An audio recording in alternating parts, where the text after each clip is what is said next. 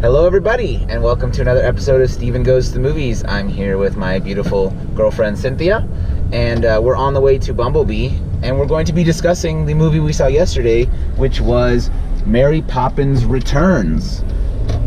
And I was so angry about this movie that I punched a wall. Let's just put it that way. It was so uninspiring. Yeah. And it felt like such a cash grab. I mean, Emily Blunt she wasn't Julia Andrews, is all I can say about that.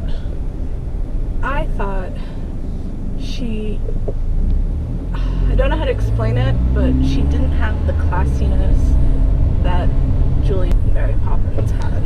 She just was Mary Poppins. So let's start with a general overview of the movie for those who may not be aware. It's 30-ish years later. Mm-hmm. The kids from the original movie are now grown up, and the boy has 3 children, and their mother is dead. Surprise, surprise, another Disney movie has children without a mother. Yes. And Mary Poppins returns because the kids, I guess, need her, even though they're extremely self-sufficient. But I guess they're not really children. They're kind of mini adults. So the children basically take care of the father. Right, so I think Mary Poppins actually returns to take care of the father once again. Yeah. Like she took care of him as a kid, she comes back to take care of him again now as an adult. Which I must say, he is an extremely low-functioning adult. Yeah. To put it mildly. Mildly.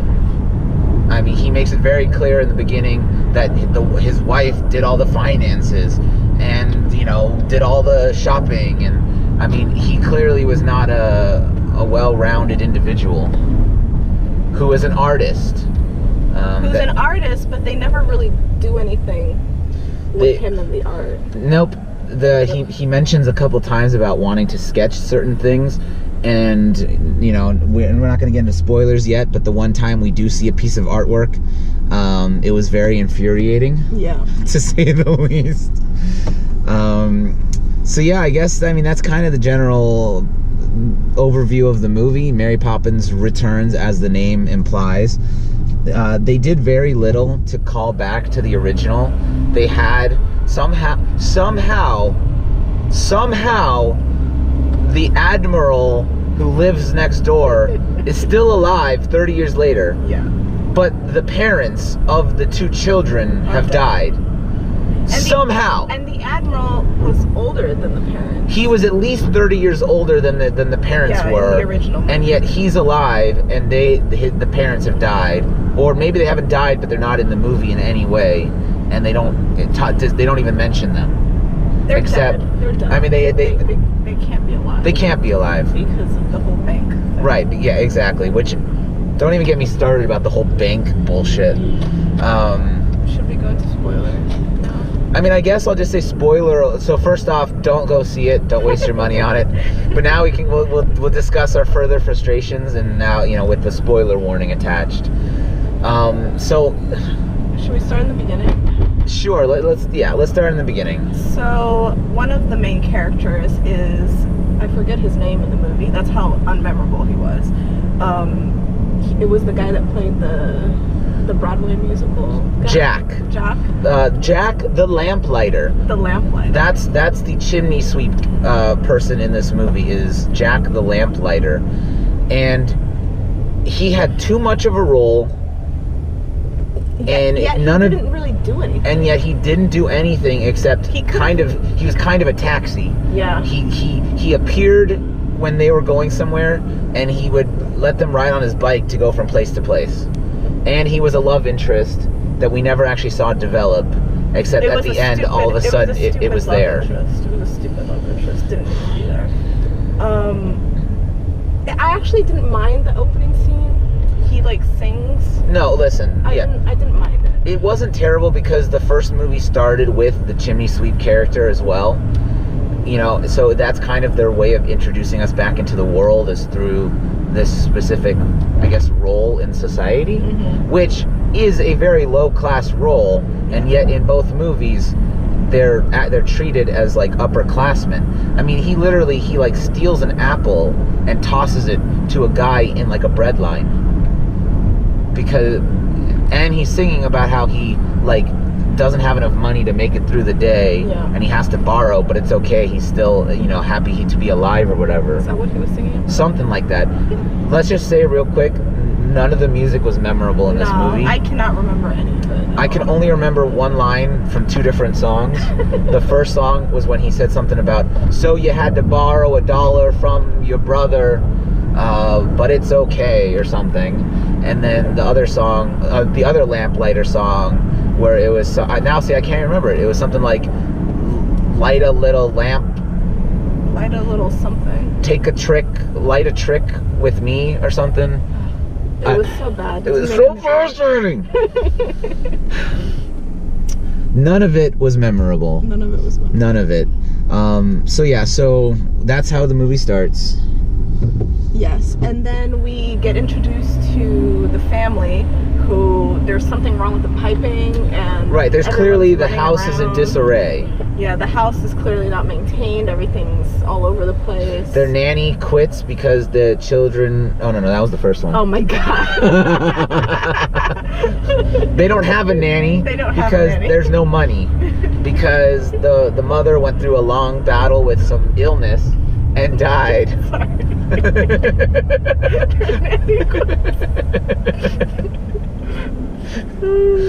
That's how much I wish this was more like the original. I would have been okay if they had followed that beat for beat. Like, they had a nanny who quits because the children are unruly. I just wish if they were to remake it, they should have just remade the original. The story was too complicated. So the story is that the bank is trying to take their house. But not just their house. It's like it's the Great Depression, and so the bank is scooping up houses as far as they can. Yes.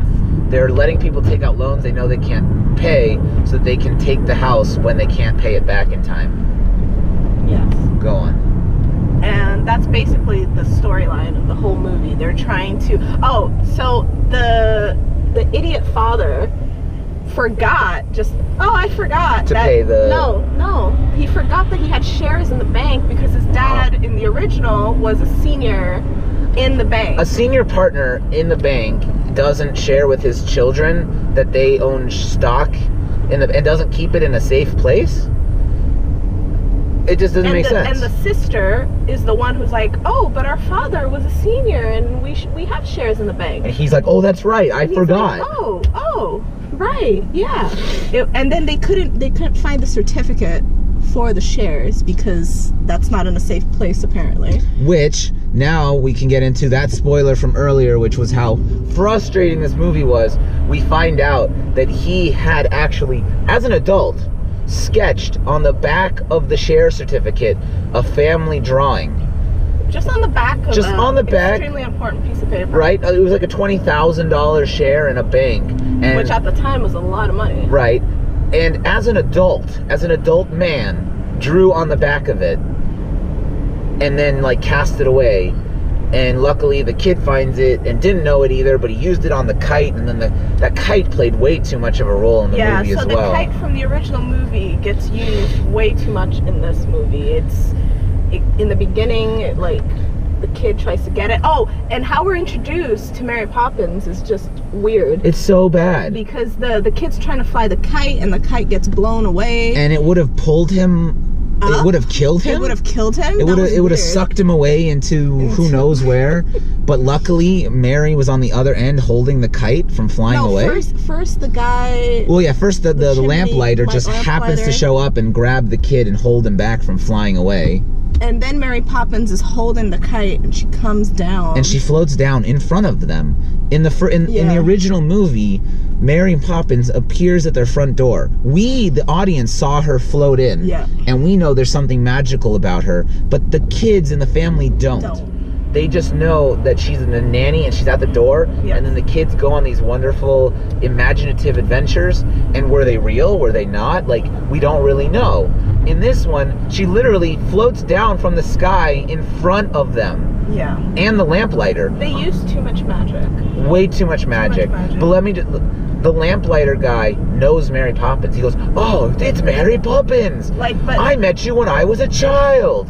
And she acts like she knows him. yeah. It's like, good to see you again, Jack. Like, That was one problem with this movie, is that everyone seemed to know who Mary Poppins was. everybody. Everybody. They go on that little adventure in the pot, and all the characters in the pot, they knew Mary Poppins and treated her like a celebrity. Not only did they know her, but then Jack jumps up on stage and becomes the MC of the show and introduces her as if she was supposed to perform, and then everybody begs her to, and she says no, which of course, as we've seen many times in this movie, she goes, no, all right. And yeah, then she, I hated that so over much. and over and over, I'm reluctant, but I'll give in. Like, we get it. Just She clearly wasn't reluctant though, which annoys me, because in the original she like genuinely was reluctant to do things. right. She was like, I don't know what you're talking about.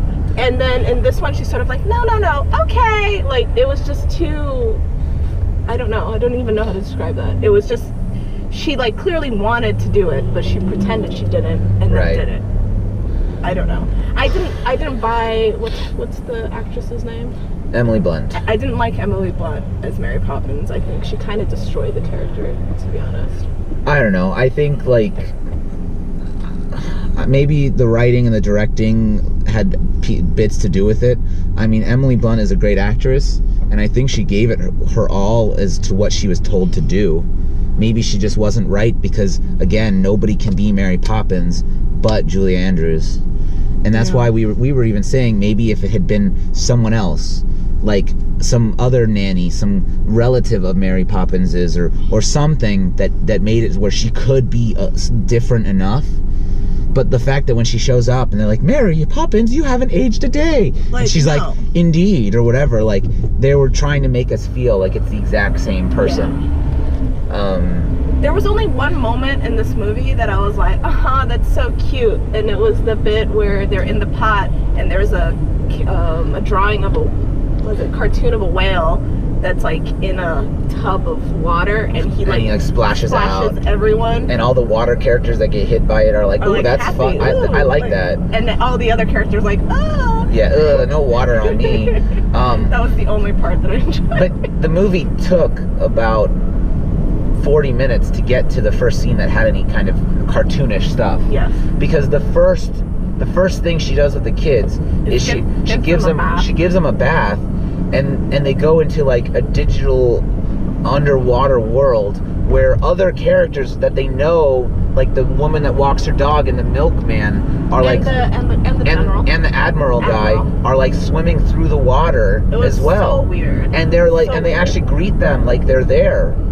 Like, that didn't make any sense. What I didn't understand is, like, did the Admiral know Mary Poppins was magical? Like, it was weird. It seemed like he did. I don't know. See, in the original movie, he just seemed like a busybody who everyone he was just endearing. Like, you know, there's a storm a-brewing, you know, down the road. And because he could hear them yelling at each other or whatever's going on. And in this one, he was just like, you know, we have a hearty wind afloat, like the whole thing. And you know, I don't know. I can't. I want to punch a wall again.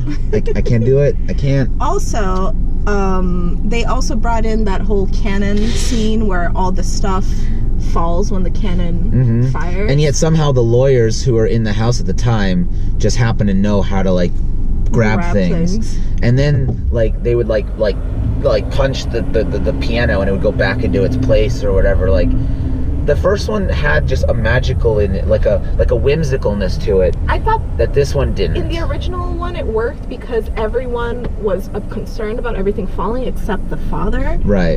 Which was cool because he was kind of like, he literally just stood there, he just stood there, and he was like, yeah, the world stays proper around me, and it must be because of me, even though I'm not doing anything. Yeah. Right. And here, everyone was like, like everything's falling, and I thought things like moved around a little too much. In the original, only some things fell off. And like when they knocked on the wall and the paint and the mirrors all went back into the spot, like that was just fun. Yeah. And this, it was too much. It was too much. I think that's the gist. That's a good word to just, movie. It's just, it was too much magic, too much happening, too much story that didn't need to be there. Too much. Like the whole thing with so the whole movie, like the first half especially, was so depressing. The dad is like singing sad songs about his dead wife, and it was like, what? And What's happening? the kids are scared because they think they're gonna lose their house, and they miss their mom, and like the whole thing was just so gray and depressing. And then of course later in the movie, now everything's colorful. It's supposed to give you that juxtaposition of Mary Poppins like bringing joy back into their lives or whatever. But it was too much too quick, that it just didn't recover in a way that was exciting. It was just so boring as well, the whole thing. Yeah. So while the kids are in the pot, they're now introduced to this wolf and his two sidekicks, who we understand the wolf is the banker because he's like doing this thing with his gold watch that Colin Firth, who plays the evil banker, who, let's be real, is not a bad guy. Not a bad guy. But yeah, like, he is in the movie, but like he just shouldn't play bad guys. No. He's not a bad guy. But yeah, so Colin Firth dangles his little gold watch, and then we see the evil the wolf doing the same thing. So we know the wolf is evil, but the kids have not met the banker character. So there's no reason why this wolf would be embodying the evil banker when the kids have never met him. Because then the evil wolf steals one of the children and starts riding away with him as these other characters go to save him, and Mary Poppins isn't anywhere to be found. Where did she like go? She was still singing. She was performing on stage. So she was being derelict in her duties to the children by performing. That was what annoyed me. Was that whole scene where the kids go off and they like go too close to the edge, and well, they fall off the edge. Yeah, they fall off the edge because they go to save their brother and then fall off the edge, which of course Poppins did warn them to stay away from the edge of the bowl. Why? Oh, well, because naturally it'll give them a bad dream. Yeah. It was weird because, let's go back to the wolf character. He was acting all nice to the kids and to Mary Poppins. Talking about how we've watched you guys grow up your whole lives. Yeah. And then Mary Poppins leaves with the kids to go into this and all tent, of a sudden, the most evil grin. Yeah, he just grins really evilly to the camera and does like a little evil laugh. Like, and we were like, what? Like, that was so abrupt. Yeah, it made no sense. Weird. But you're right. Like, why was that character in the bowl? It makes no sense. No. Like, if it was a manifestation of someone the children knew in real life, I'd get it. Or like, maybe it's their imaginations warning them about a real life danger. But they hadn't met him yet. But maybe it's just the way the movie was made. Maybe in the maybe there was some editing that they cut out. Maybe. I don't know. Maybe they had met the guy before. I don't know. If they had gone to the bank before.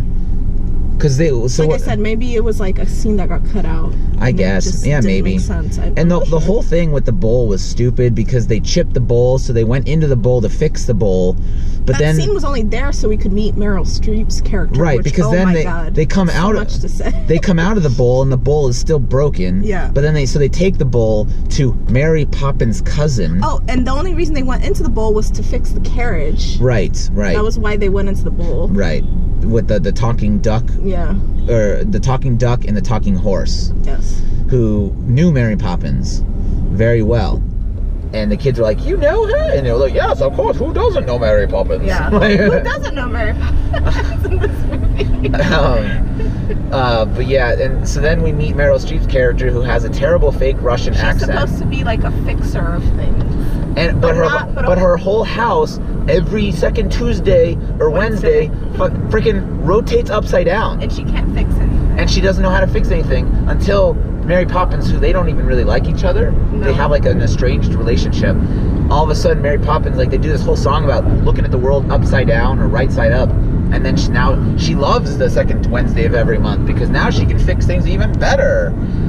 And just the whole thing, it was just so unnecessary and out of place. So unnecessary and out of place. I hated the accent with the fake Russian was terrible. They even acknowledged it in the movie, and I'm not sure if that was like an inside joke. I don't know. I don't know. Because the kids like says something like, "Oh, where'd you get that accent from?" And then Mary Poppins is like, "Nobody knows."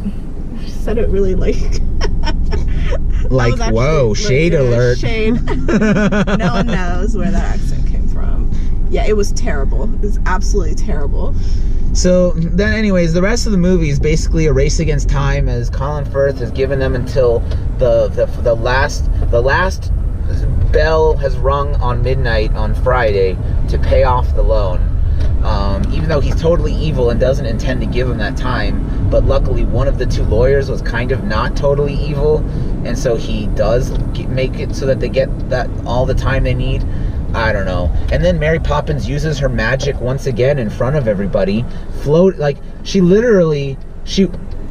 watches the lamplighter. Okay, so first off, before that, we have this is the more frustrating part. We have a scene where the lamplighter's do a whole long song and dance routine where they're pole dancing. They have BMX bikers, like all this random shit. It was, I think I even fell asleep at this point because it was so like whatever. It was trying to be the Chimney Sweep song, the Chim Chimney one, but without any of the charm. Any of the charm, or you know, like the dance routine was like overdone with all the bikes and stuff, and it just went on for too long as well.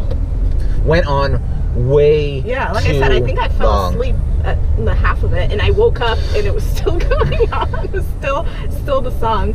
And I was gonna say the frustrating thing was when they were climbing up Big Ben with the ladders. So that was the next thing. Yeah, they climb up because they only have 5 minutes to get to the bank to hand in the... But somehow they have enough time to get up to the top of Big Ben. No, that was what was frustrating. It was like, really? They have time to like climb up with the little ladders?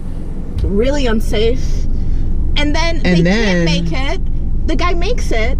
And then he's like, oh wait, I can't reach. So Mary Poppins goes... Just floats to the top. Floats up to the top. It's like, why did you not do that in the beginning? She watched the freaking lamplighters struggle, literally almost dying.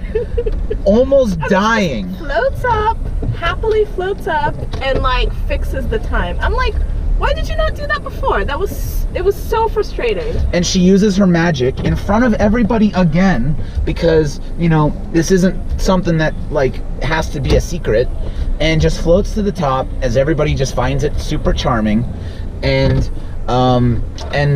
moves time backward like 4 minutes. 5 minutes, which by the way, they set up early in the movie that the Admiral was like, Big Ben is too early. And then they finally, like, she resets it just perfectly to the time that works for the canon as well. Yeah.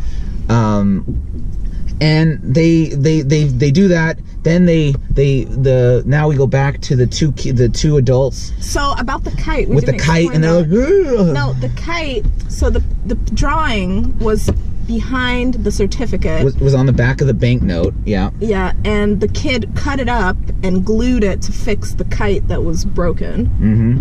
And that's why they luckily he was able to, the dad saw the kite and saw it said banknote on the other side. So what do? They don't take the pieces off. They literally just grab the whole kite and fly it into the window. Into the guy's window. Which still wasn't enough, because then luckily the banker at the door chose to let them in at that moment, and not sooner. And then they run up there, and then now they're standing around trying to piece together the banknote. The banknote, as the one lawyer is, again, he's like, if you have all the pieces, it's still a legal tender, but they can't find one of the pieces. There's one piece that's missing. And they go, and Colin Firth is like, well, looks like I got you in the end. And then guess who walks in the door? Oh my God.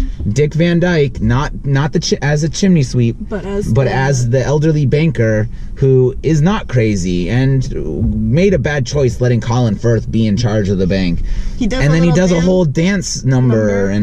And then talks about how good it is to be back, and you get to keep your home. And by the way, did you know? Oh my God, this was. Did you know when your dad took those 2 coins from you as a kid and he put them in, he started a savings deposit account that has enough money to pay off the entire loan you took out.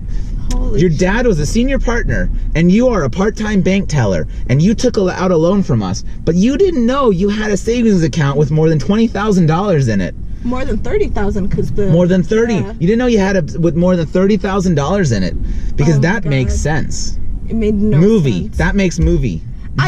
It would have been better if it started off with like him like being like, oh, the 2, was it Tuppets? The Tuppets, yeah. And like we have like, I don't know, it's strange. It was so. I feel like poorly done. I feel like if they were gonna do that Tuppet thing, it should have been like better executed. The way they like brought it up just casually, like, oh, by the way, like let's wrap up this storyline a little better. And then had the movie ended there, I would have been like upset, but it would have, at least I would have understood. It ended terribly. But no, there's more. There's more. Because now they're happy. They've saved their home, and now there's a spring festival as they're walking back to their house. Where everything's baby pink. Where everything is pastel. Baby pink, babe. Baby pink, baby blue, baby green. Most of it was pink. But everything is just baby colors, and they want earlier in the movie they wanted balloons and they couldn't afford it, but now they want balloons and they can't afford it. And the woman who's selling the balloons starts singing about how to choose the right balloon. Yeah. And literally, the only thing good about that was that it was the voice. It was the voice of the woman who did the teapot. Voice of the teapot in the original Beauty and the Beast. That was nice. It was a nice moment to hear her singing again. But anyways, so she starts selling the balloons to everybody, and they all start floating in the air, and they're singing and doing a whole dance number. Everyone, the entire. Apart from Colin Firth. Well, we'll get there. But everyone in the town is now singing and flying through the air, floating on these balloons. Yeah. They even have like lamplighters with balloons on their bikes, and like the dog had the balloon in his mouth, and like they were doing, every person in the entire city was floating on a balloon and singing. And Colin Firth was like, she's like, would you like a balloon? He was like, sure, why not? And then he grabs a balloon and it falls to the ground because he doesn't have a good heart, which I guess was what they were trying to go with. And then Mary Poppins and the kids, and their parent and the adults all float right back to their house and go inside as the balloon selling lady says to Mary Poppins, it's a shame they'll all forget in the morning. And Mary Poppins goes, the adults always do. And then it shows her turn around and float off as like, because the door opened. Yeah, that was one thing. So in the original, she said, I'll leave when the wind changes, which makes kind of sense. Right, because the kids were in a bad way. The whole family was in a bad spot. So when the wind changed meant they're all now in good fortune.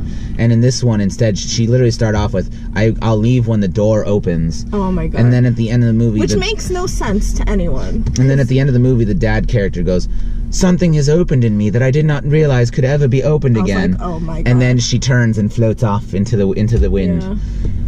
Yeah. And they explained it too, that when they opened the door after the balloon situation, and they're like, oh wait, the door is open. Like, no, we don't need more explanation about this door. It was terrible. And I love the original Mary Poppins. I've seen it countless times. I know the words to all the songs. Actually, the best thing about this movie was the original the slight songs. Homages where the musical undertones behind some of the scenes were the original songs without the lyrics, of course. Yeah, it was just like if they had sung those songs, I would have been in for this movie. But the new songs, none of them were memorable at the least. And I can't believe how many critics out there, at least Rotten Tomatoes, people who gave it 3 out of 5s with terrible terrible descriptions and reviews. Gave it 3 out of 5s, and that got it and I think they did on purpose so it would get the tomato, not the splat, because it's got like a 77% or something on Rotten Tomatoes. This movie's garbage. I would not suggest watching it. If you really want to watch it, definitely wait till it's like free on Netflix or something. Not worth it. Not worth the time. It's not worth the time. Not worth the money. I definitely won't be watching it again. No, Whereas never, the original, I'll definitely watch I would watch the original again tomorrow. I just watched it yesterday or 2 days ago, so I would be fresh on it. Steven had never watched it fully. I had seen some of it, but not the whole thing. Yeah. And I made him watch it, and he really liked it. I did. But anyhow, as I said, don't go see it. 2 thumbs down, 4 thumbs down. We got to get out of here. Bumblebee's about to start, and we'll be back with another review afterward. Have a good day.